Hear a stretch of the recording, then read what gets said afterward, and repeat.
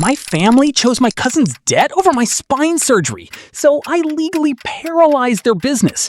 My name isn't on a single lease in this building, but I own it. I'm a structural engineer. Decimal points in the wrong place mean ceilings come down. My aunt ran a property management business held together entirely by my silence and free labor. I wasn't a partner. I wasn't paid. I was just the nephew who understood municipal code and somehow became the person handling contractor disputes, safety violations, permit renewals, and lease amendments. My aunt called me her secret weapon. That was her warm way of saying she had no intention of paying for one. My cousin Marcus was 34 and a beautiful catastrophe. Different shape every few months. Every time he detonated, the family built a shrine around the wreckage and called it devotion. Every time I quietly caught a code violation that would have shut the building down, no one called it anything at all. Then my spine started failing. A disc had shifted badly enough that I needed decompression surgery within a specific window or I'd lose sensation in my left hand permanently. The out-of-pocket cost was significant. I called my Uncle Raymond, explained it calmly, the amount, the timeline, the consequences of waiting. He put me on speakerphone without warning me. I could hear my aunt in the background asking something about Marcus and a court date. My uncle said, "We're dealing with a genuine crisis right now." Marcus's debt to a man with connections was a genuine crisis. My spine was inconvenient scheduling. Then he said it, almost bored, "Marcus is family. You've always landed on your feet. You'll sort it." My aunt didn't argue. She said warmly, "You're so resourceful, sweetheart. That's your gift." I held the phone against my chest for a long time after. That's when everything in me went completely still. Not rage, stillness, the kind that arrives just before something irrevocable. The next morning I looked at what I was holding for them. I was the named safety compliance contact with the city. My personal email received all municipal renewal notices. My number sat in their contractor portal as the primary emergency line. I had constructed an entire operational skeleton for their business and quietly attached my name to the bones of it. My coworker Priya brought food to my apartment that week, sat across from me, heard everything, and said simply, "Let it fall." So I did. I documented every permit, every contractor login, every inspection date, organized, labeled, sent to my uncle in a single folder with one line, "Everything is here. I won't be managing this going forward." Then I removed myself from every city record I legally could and replaced my contact information with his. It didn't collapse immediately. It eroded. Then it avalanched. 3 weeks later my uncle called, voice stripped raw. The city flagged an elevator compliance certificate. Something lapsed. "It's in the folder," I said. "I can't make sense of any of this," he snapped. "You will," I said, "or you'll pay someone who can." He asked me to come to the office. I went. Not to fix anything. To say it where they couldn't look away. My uncle sat behind his desk surrounded by printed emails, looking like a man who just realized he was standing on ice. My aunt stood near the window, arms crossed. Marcus wasn't there. That told me everything about his investment in this conversation. My uncle cataloged problems, costs, delays, city pressure. Then he looked at me and said, "This all unraveled because you disappeared." Something climbed my throat but my voice came out level. "It unraveled because you built your entire operation underneath me and never admitted that's what you were doing." Silence landed hard. I looked at my aunt, then my uncle. "You never asked about my surgery," I said. "Not once. I had it 5 weeks ago. Priya drove me. I recovered at her place because my own apartment felt unbearable alone." My voice didn't waver. I was past the part where it wavers. "You called me twice that week, both times about permits." My uncle stared at the desk. "You told me Marcus was family," I said. "You were right. That's exactly why none of this works anymore." I picked up my jacket. He asked quietly, "What do you need from us?" "Nothing," I said. "That's the part that's new." I walked out. They hired a compliance consultant 8 weeks later. Cost them more monthly than the nothing they paid me for 5 years. Marcus moved back in after his next collapse. My aunt left a voicemail saying she thought about me. My uncle sent a message asking if there was a path forward when I was ready. I read it. I left it there. I took care of myself, just like they always said I was so good at doing.